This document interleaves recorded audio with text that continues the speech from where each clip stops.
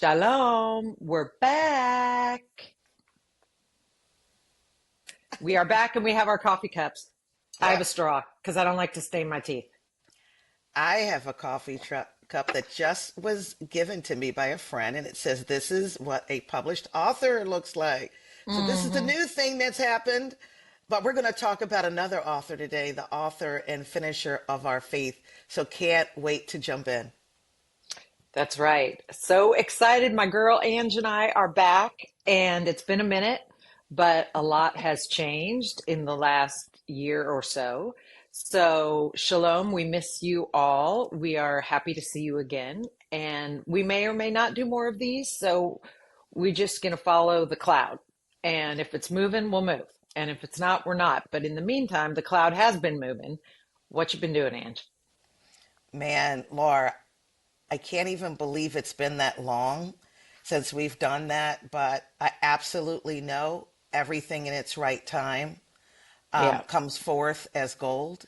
I love that you say we may or may not because we really are following the leading of the Holy Spirit. And what I'd like to say, it feels like to me since we've been together that I am learning, or yes, I'm in the process of learning through sitting 2 years of writing, 7.5 years of this book seed being planted, but two Hmm. years of writing was teaching me what it means to come as a child.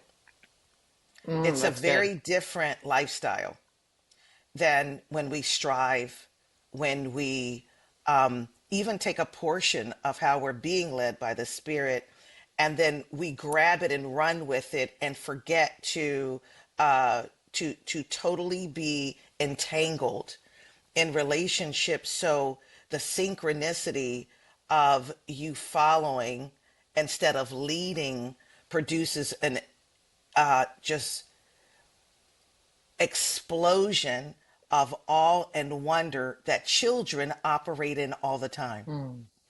True reverence, true fear of the Lord, right? The return Yes, to the childlike awe and wonder and reverence and good kind of holy terror. I'm yes. going to be actually doing a track on the sound and the frequency of the fear of the Lord. So love that. What is the title of your book? Oh, funny you should ask that, Laura. Hmm. A A journey to journey to becoming love. becoming love. Love that. Love it. Love the little heart. Yeah. Yeah. So it's been a process, and I've had the privilege and the honor of walking some of the journey as you've been tested in the fire of becoming love, because it hasn't always been early or easy. Why do you think that God had your book come out now in the Mm. timing? Like, what's happening in the world that makes this book incredibly relevant to where we are right now? Yeah, Laura, that's a really good question, and I definitely feel like the turmoil. Mm, Every time you turn on the television, you could go to any news channel, you could go to any country news, and you see turmoil. hmm. And I really believe the timing has to do with um, in Isaiah 60, where it says, "Arise and shine, for your light is come. The glory of the Lord is upon you. For great darkness covers the earth, but greater darkness covers the peoples."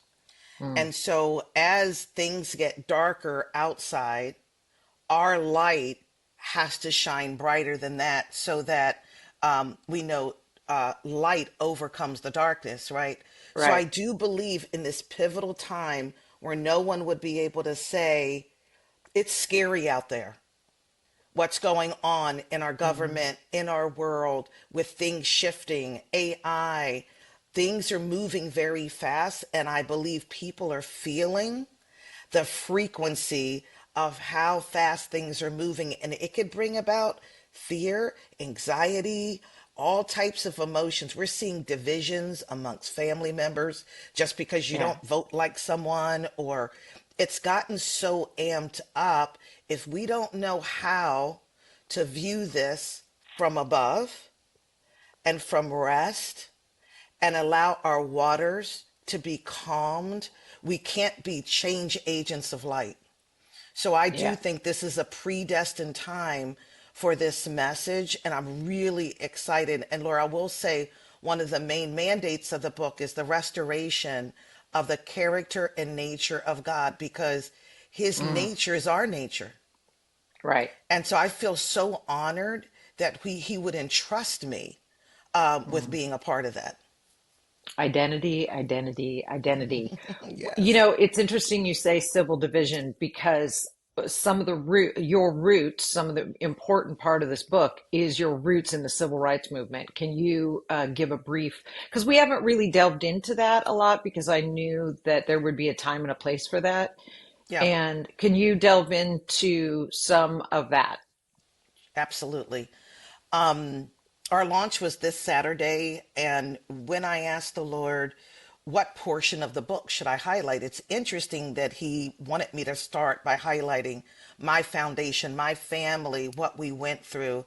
And if anybody's interested too to hear more about this, it is going to be posted on our YouTube channel next Wednesday, and it'll give my Mm. full reading of this part of the chapter. But what And I'll the name of your say, YouTube channel is going to be, you can find it at Luma Publishing, Luma Publishing, one word. okay, And go ahead. yeah, it's up and running. So my family, all of my siblings were raised in Montgomery, Alabama. I'm the only one who was raised in Philadelphia. And my dad was a good friend of Dr. Martin Luther King and his wife, Coretta King.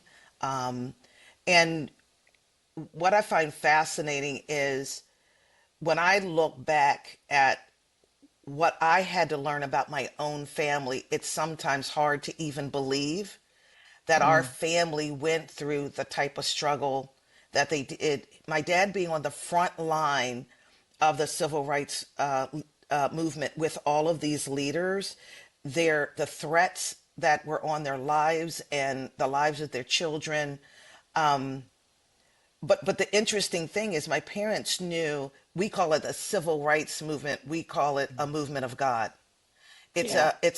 a cry that was heard from the earth that went up to heaven, and the Lord heard the cry and he sent a king. Mm. I Right? He love sent that. a king to lead a people into freedom. And the difference then than now is it was peaceful protests. Mm. So when it's God, there's peace. And Yeah. when we are looking at the chaos and the disorganization and the climate right now, one of the greatest things that happened is because there were peaceful protests and people resisted hitting back, they would turn the other cheek and let the other Mm. cheek be slapped. And in Wow. that, the world got to see the truth of what was going on and where the real aggression was coming from. And so then it formed this synchronicity of all races that would Mm. come together and say, we see the need for there to be peace and this injustice has to be corrected. So Yeah. I just feel very honored to have had parents who they were able to model for me what Yeah. it is to be like Jesus, what it is to surrender your life really and to count the cost and then still say okay. And they both knew it could have cost them their lives. So it was interesting reading that out loud again and going back there. But I think it's really important because I was very young. I was only 4 years old when I met the Prince of Peace, who would Mm. show up in my bedroom. And I really believe that he would come because of the chaos that had happened in our home. And now I was the only one who wasn't a part of that, but I would find myself alone a lot. And when I was alone, he would come. And I believe, Mm. Laura, he comes to most of us, not only when we're children, but all the time. He says, I will never leave you or forsake you. So I have real testimony of Mm. remembering my conversations with him but I also have testimony of when that voice became dim and Mm. I could sometimes no longer hear it. And now I understand what happened. It's crazy that even in, it's only been released like a few days, and you already have testimony of the frequency of your voice and the frequency of that testimony triggering in someone the memory that they had of Christ coming to them and revealing that himself to them as a child. So it carries um, an awakening. Your Hmm. The frequency of your testimony carries an awakening for others already. It's already being shown. So I love that. Yeah, the crazy thing about that is that one testimony you're talking about. Uh, the Lord had already told me, if you let me take you back in your life and show you some things that you've forgotten and heal some things, then when Yeah. people read the book, you'll disappear Yeah. and it'll be him talking to them. And it was interesting that this person made it very clear that the fear event that happened in their life, the trauma event, this time when they went back to it, they remember hearing, I'm right here. Wow. Now, to this day, they had never thought about it again. But when we talked about it, I said, that was Jesus's voice. She goes, now I know. But when it was happening, there was an x-ray machine. She was only like 4 or 5. And the Wow. x-ray machine was coming down and she thought she was going to be crushed. And when she heard, I'm right here, she remembered the machine stopped. Wow. So Yeah. what I really want people to take away, Laura, is this type of going back with Jesus. There's instantaneous freedom, Yeah. and the fear that got trapped in her body because she just swallowed it, never knew what happened with it, was instantly healed. So this is I think a huge part of, I'm not knocking traditional sessions that people have with counselors. I think there's a place for that. I know where it's been Mm-hmm. beneficial in my life and my family's lives, but this is something very different where when he takes you back, okay, there's immediate healing, and your body, wherever that fear was trapped, there's been something in your body that is molecularly changed so that your body is healthier than it was before you got that revelation. Yeah. Even this morning in my meditation, he was showing me something that needed to be retuned. And as soon as I understood what he was saying, I sneezed really strong. And just that release, that energy was released. And I never sneeze. So it was just, I've he's, never heard you sneeze. I know, I know. So, yeah. So what do you think that people are going to, what do you think their biggest takeaway is going to be from the overall arching banner over this book? So I'm so grateful that I actually do know because the Lord's told me what's going to happen. And what he's saying is when people come into agreement and the knowledge of who he really is as a Mm, perfect father, the Prince of Peace, the author and finisher of my faith. So there were some things that I needed to do first. He gave me some parameters around how to write the book. Number one was, I don't want you going into bookshop classes or reading up on the world's way of doing this. He said, I'm just asking you to sit in my presence and allow us to do this together. And when you see my love for you throughout your life and where I was, even in the moments where I kind of left, when I say left Jesus, let me kind of explain that. I didn't leave him, kind of, sort of, we but I can't really do never, that. no, I can't. But here's the deal: we can convince ourselves Yeah. that we have, right? Hmm. But here's the deal: it was just because I was disenchanted. What I had seen in my faith experience, and by being a pastor's daughter, there's so much attention on you.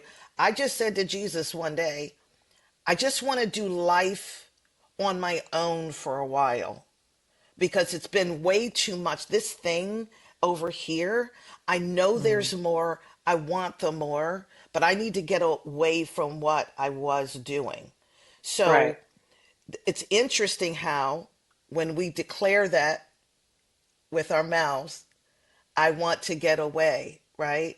It's interesting how things shift very quickly. It's not that he ever leaves you, but as a good father, he allows you to step into some things because he knows the desires of your heart. Right. But the deal is, a lot of the desires of our heart are not pure desires, but it is where we learn. And when he says, I'm going to use all things together for good, right? To complete your race. He's saying that even those things, when you go away from me, I'm the one who's the light in your path, and I'll be continuously putting a light there. So every good thing that I experienced during the time I told him I wanted to do it my own way, I go back and I see the goodness of God consistently, consistently, consistently. Yes, were there consequences to some of the things that I did? And that absolutely. And even when I was kind of grieving the years that I left, I was thinking, Lord, I could have done so much more. He said, Mm. don't go back and do that. Yeah. Don't go back to that because I told you I'd use all things and you're going to really help people, other people who have left as well. Maybe Yeah. left him for this reason or that reason, but he's calling his children back to him. His desire is that his kids would come into his presence, not from down here, from up there through the invitation of what John heard, come up here and see what I see. And now with Jesus being the only door, the true door to peace and joy and love, that is the message of this book, is reuniting some people who have walked away, but uniting people who never even knew he existed and the invitation was there. Yeah. What are some of the things that surprised you about becoming love that versus what the world says that love is? Like on this journey, were there areas where he exposed this is what love looks like, where you went, huh? Wow. Yeah, there's Okay. a really funny one. So sometimes when we pray and we ask God for something very specific, we forget that sometimes when he answers our prayer, you're in it. Like you're part of the cast. He's not just doing it for you. And I just remembered I was asking for the restoration of a relationship of a family in my neighborhood, right? Mm, And little did I know, he did answer the prayer, but he set up a scenario where I would be present, where this family went through a horrific event together by mm, losing a son, right? mm. Tragically. And but what he did is he put me right in the moment where that tragedy hit me. And so what I found was, through my ability, even through a broken relationship with them, to immediately respond to their tragedy, they let me in, and I was the first responder to loving them, to finding out where their other family members was, staying with them. And literally the Holy Spirit told me every single thing to do for them, to minister to them in their grief. And through that, it immediately changed everything about what had happened in the past. And to this day, those people and myself have had not only a restored relationship, that one goes way above and beyond because I entered into the darkest time of their life. So there was this acceleration of love and understanding. And that's what I feel, Laura, if we don't get that into our understanding, that if we're not willing to be a part of the desires of our heart and work with the Lord to get what we're hoping to get, we're going to have a lot of unanswered prayers because if you don't understand, we are now the hands and feet on this earth, right? And so we're to step into those people's lives. And here's the deal. I hate to say it, guys. These are the prickly people. Yeah, because they had cursed you, and the blessing and the because you're too nice to say some of that stuff, but the blessing the ones that curse you. Yeah, the irony of you can pray for them, but you might be actually involved in the blessing of the ones that curse you. It's Yikes! true. Yeah, And he says, bless those who that's a big deal. yeah, he says, bless those who curse you and say all kind of false things Hmm. about you for my name's sake. Right. And Yeah, then this is the harder part. Count it all joy. We're exactly. still working on that. I've counted some Yeah, of it joy, still yeah, working on it. But that paradigm of understanding how do we love people who do not love us well? We get stuck on our own offense, our own hurt. And he's saying, let me take that on. I died for that, right? yeah, I don't want you to take on that offense.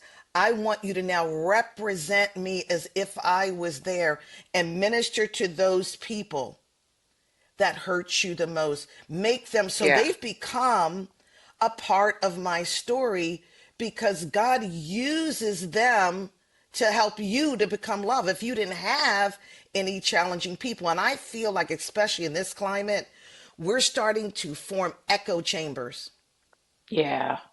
people that are like us and agree with us. We'll just stick with those people.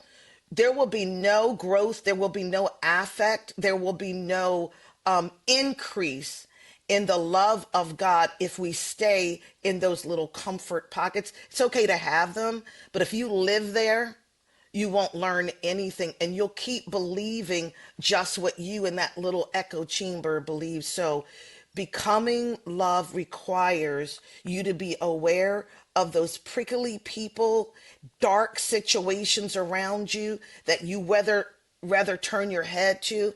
And he goes, yeah, I'm sending you in. And I've said Yeah, yes. it just made me, yeah, it made me realize that, Yahweh as a father, when he gave us free will, he chose to make himself vulnerable to our rejection. And we have created in our own little echo chamber worlds where iron no longer sharpens iron. We Mm, have decided that we don't need to be vulnerable to those that would reject us. And so we are not mimicking and we are not outworking his nature when we refuse to be vulnerable to not only rejection, but hurt, but persecution, all of the stuff that Yeshua taught us as the way, the so true. path. So, what story I really love is the story about when your brother was murdered.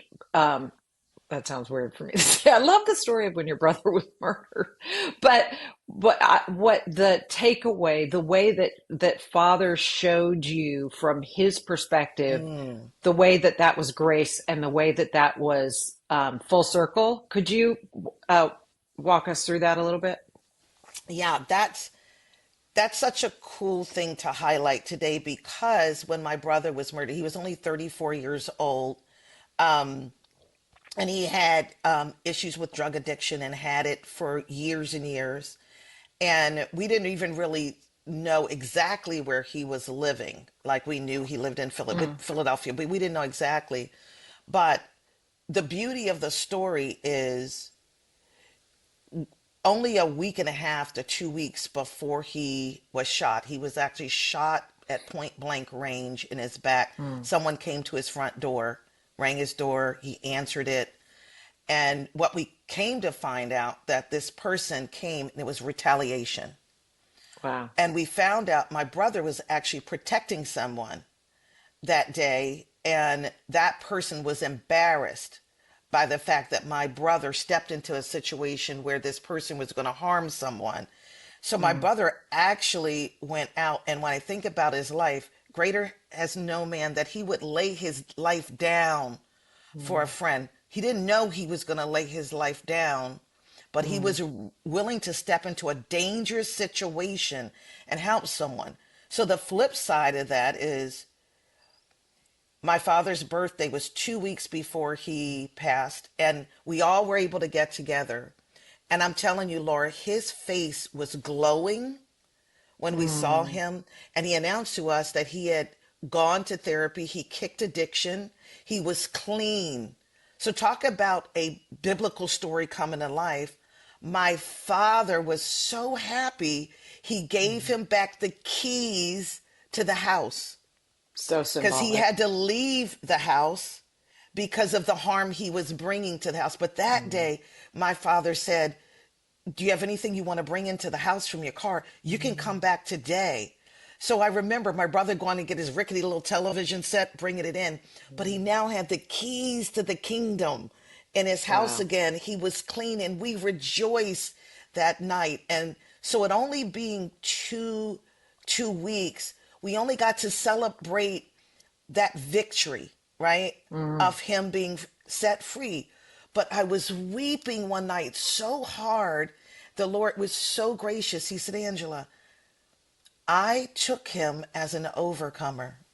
Mhm. And it was an act of grace, but your brother could not maintain his sobriety Mm. here. I Wow. needed to bring him there.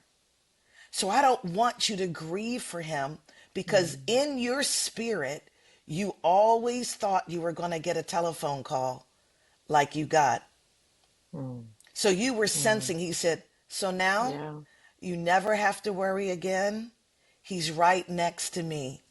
Mm. You can talk to me. You know that he is healed completely, and spread the word so people understand more like my grace is, because we immediately go to when someone dies at an early age, and I understand the extraordinary grief we feel. It's normal, but sometimes there's a reason beyond what we ever know or imagine it is, and God's not in it, right? And so we get Yeah. angry at God.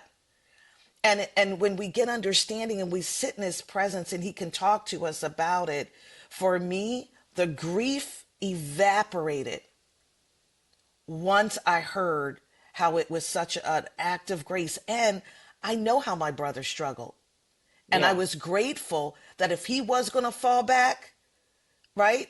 This time Yeah. he's going to fall back into the arms of Jesus, not into that horrible monster that tried to take his life again and again. So I love that story, Laura. I love sharing it Mm. because people who have heard it have gotten a different perspective of why their loved one may have gone that way as well.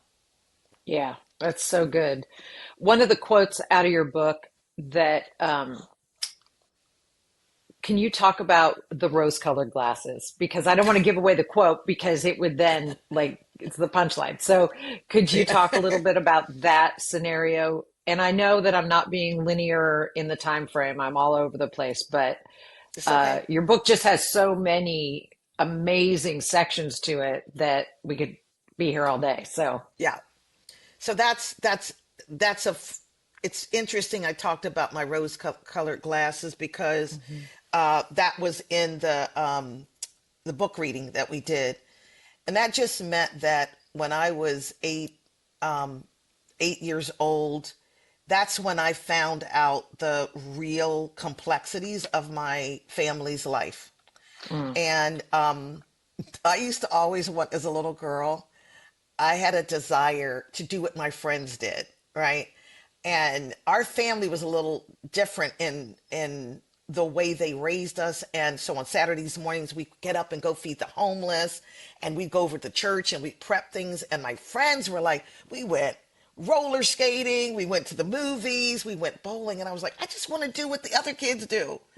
So one day when my father and mother told us we're going to the indoor theater, which we had never done as a family, I mean, I amped this thing up in my mind like this is going to be the greatest thing since sliced bread, right? So we're going, and it was everything I thought it was going to be. And I never even asked my parents. what are we going to see? Right? I didn't care. But when Right. the reels start going, immediately Dr. King's picture came up. I was like, that's strange. And a little further in, about 30 minutes or so, my dad's picture popped up on the screen, but he was wearing his clerical vestments that priests use. He was an Episcopalian priest.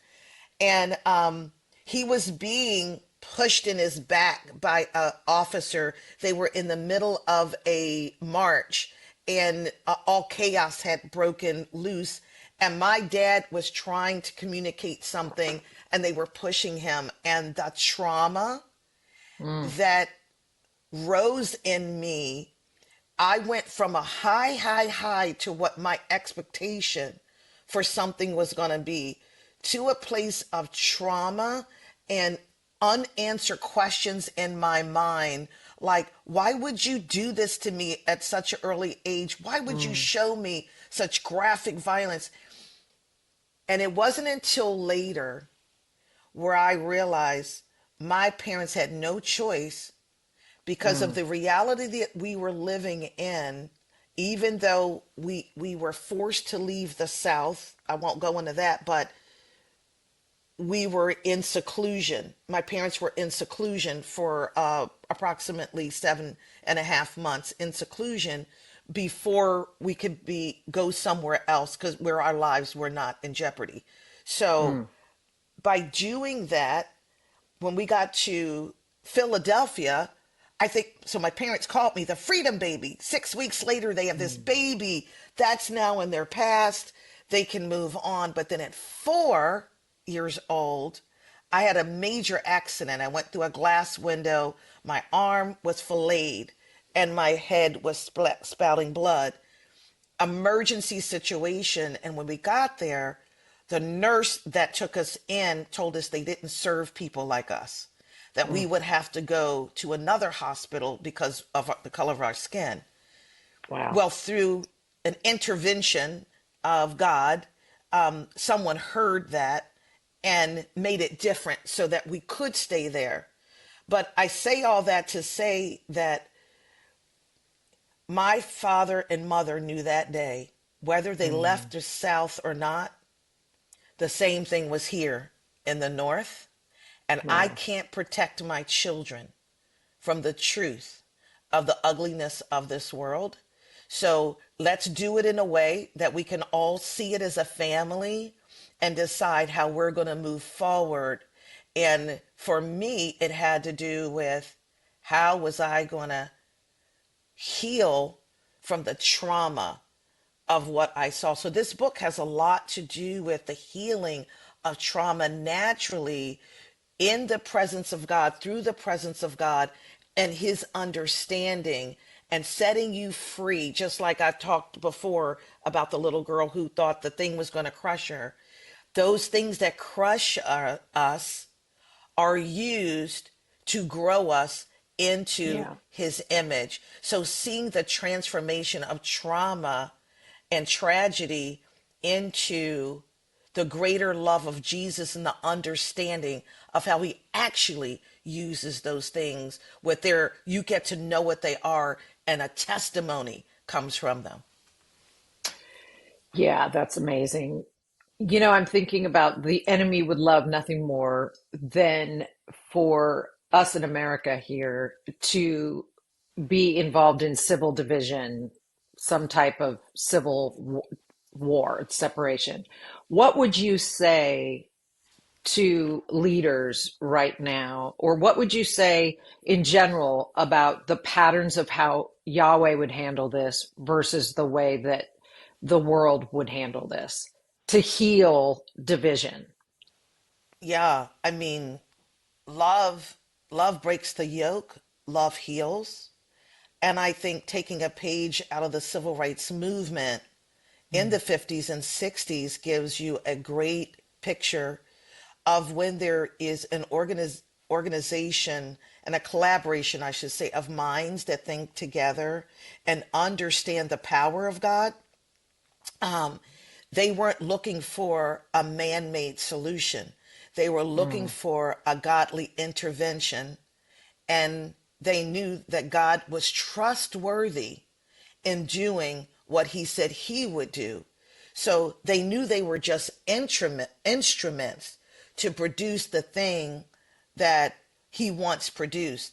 This book, this is an instrument to produce in this world a greater measure of love and restoration of people's identities who still don't understand when they're immersed in these worldly things and they're watching things like on the TV and what the government's doing. The government was never meant to save us. Mm, We there you already go. have a savior and he's Yeah. already saved us, but we need to be aware that we've been saved. We need to be aware that we're his hands and feet. And so what happens is when we get immersed in the vortex and frequency of newsreels and you're watching these things, fear is going to ensue. People, when you hear about mass fleeing going on right now, we're going to flee from here and we're going to go there because if we go there, that city's going to have this and I can live peaceably, right? Where he's saying, wherever you are, I want to use you as light. Wherever you are, don't run away. Stay in the place you are and be that beacon because we know light overcomes darkness. So we have to look at any place in us where there is lost identity because we are made in his image. Every person, no matter what you think about the most horrible person that you can think of, they are made in God's image, and God says there's a measure of light in every man. We're supposed to be speaking to the measure of light. And what do we get caught up in? Doing a lot more about who people were, still talking about what they used to do, talking about people's deficits and the bad things. What about the good things you've seen them do? What about the thing that you can speak to and help them see, what you've done and encourage people? So I'm actually right now, and Laura's going to be joining me actually tonight with helping with people coming out of addiction and helping them to know their true identity. And Laura and I have the blessing to be able to walk with someone who was deeply entrenched in not only addiction, a bunch of other stuff that was dark. He But died God, twice. yeah, and God healed him in a day. And through that, he understood who he was. And now he is discipling men coming out of addiction, prison, not only shepherding them, but then giving them a trade, helping them with their family. And this is the model. We're losing the understanding of how important discipleship is and and I think too, Laura, I know I'm included in this.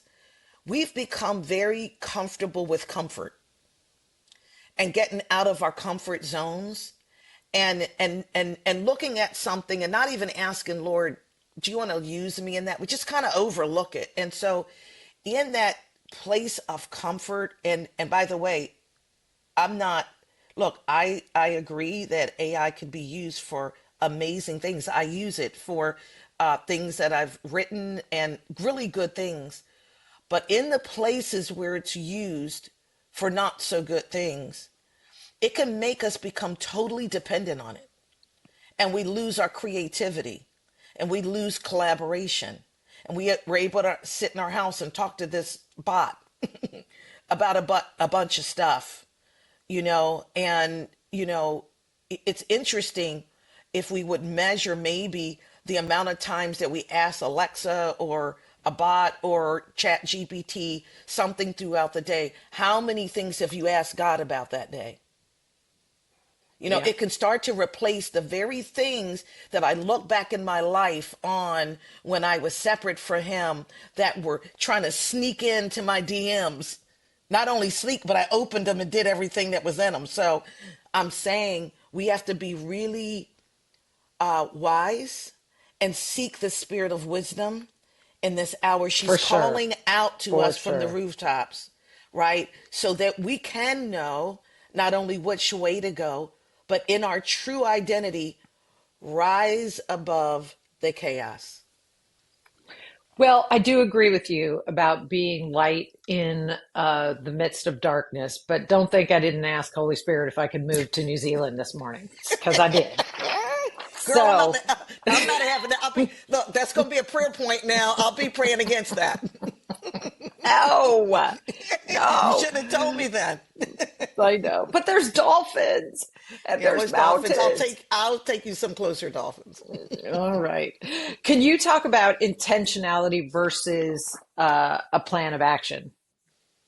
Because so many of Yes. us, I think, are we get stuck in dreaming, but we don't execute it. We get stuck in hearing from the Lord that He wants us to creatively do something for Him or execute some plan, and then we don't follow through. So, can you talk a little bit to that? Can you read the quote that's in front of you so people know where to find it?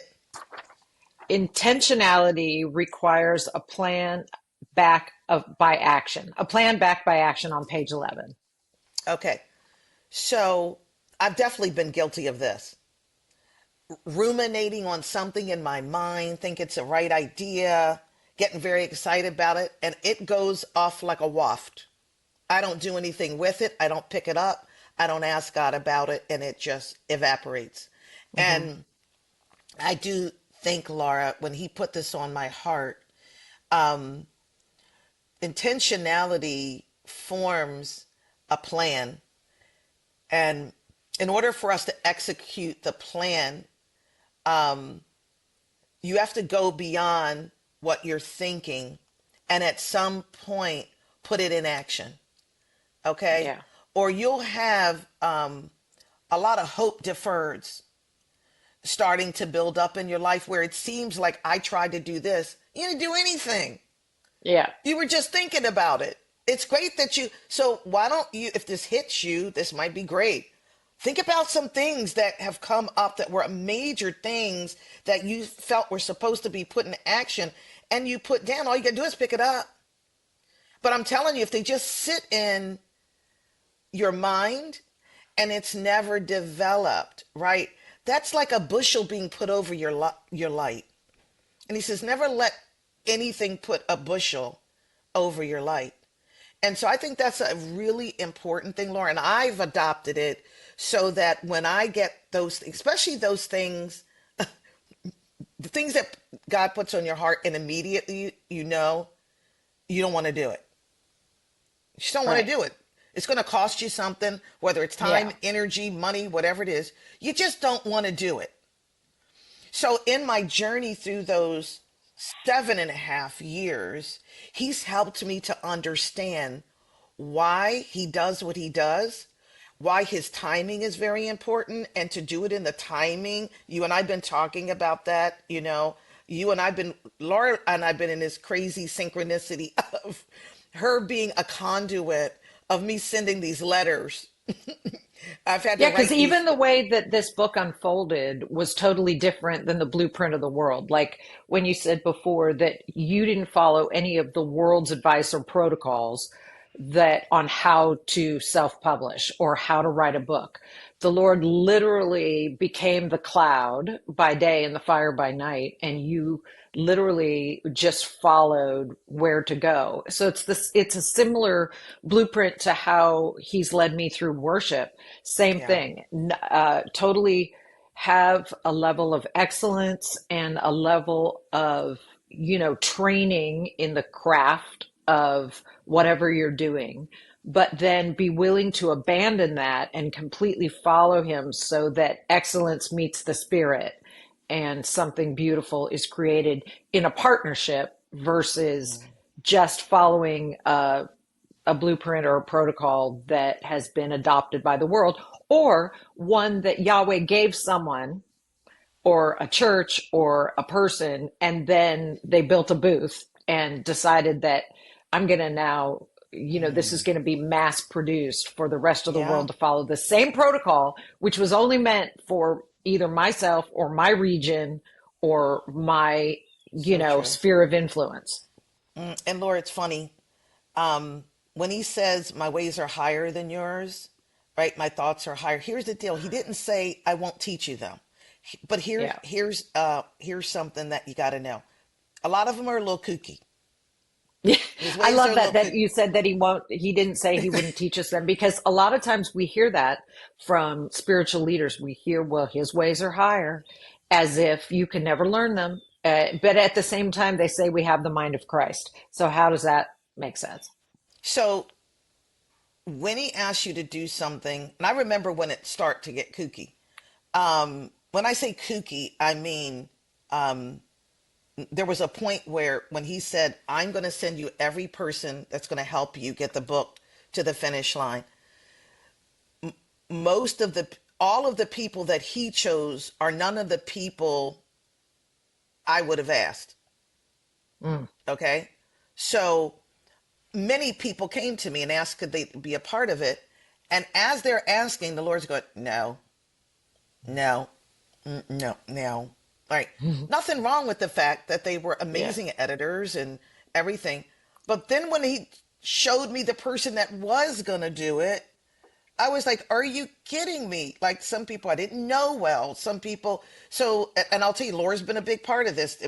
One day I got to the point and I said, I need someone that's going to, I don't have a platform.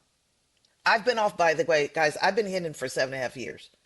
I've had small platforms. Laura, I was able to do this stuff with Laura. Those were well, but basically I've been pretty hidden. And definitely for the 2 years that I've not been doing this.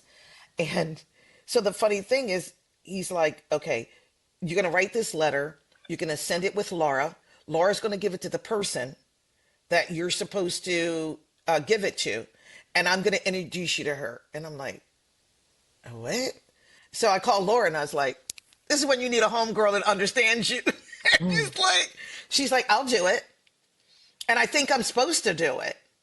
So, very interestingly enough, when God is doing something like that, he expands his nature for you, the part that we don't know, that higher thing that we're It's like a looking to treasure know. hunt. He sends us It on, you know how fun is. treasure hunts are? Yes, Yeah. they're treasure hunts. And so when Laura finally was able to deliver the letter to her, what's wild is she was talking Laura was the lady was talking to someone else. Laura had to interrupt for a second because she couldn't find her very often, so she had to take that moment.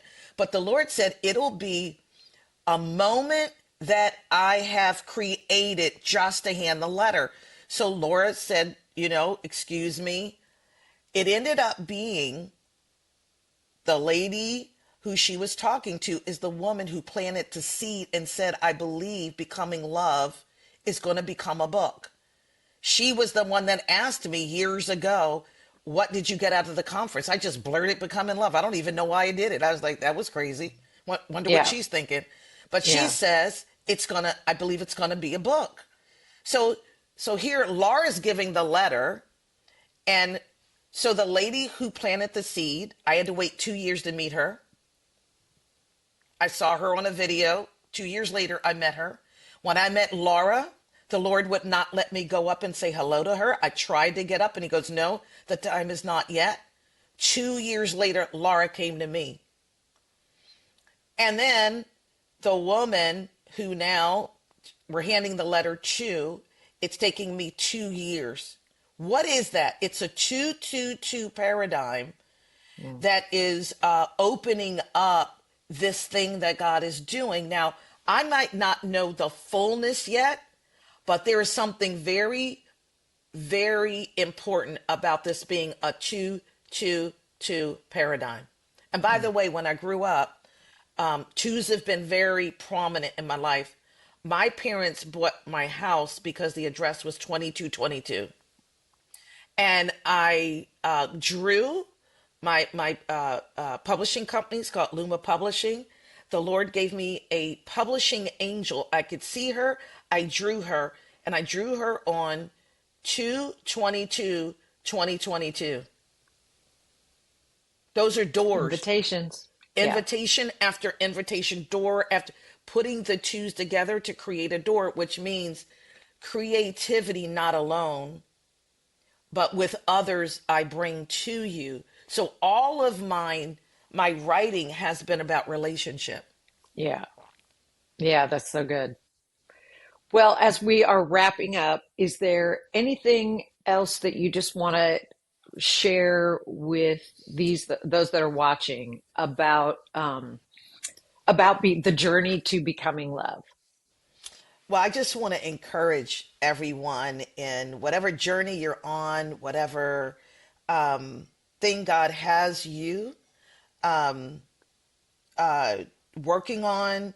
Um, he loves you. He's not mad at you.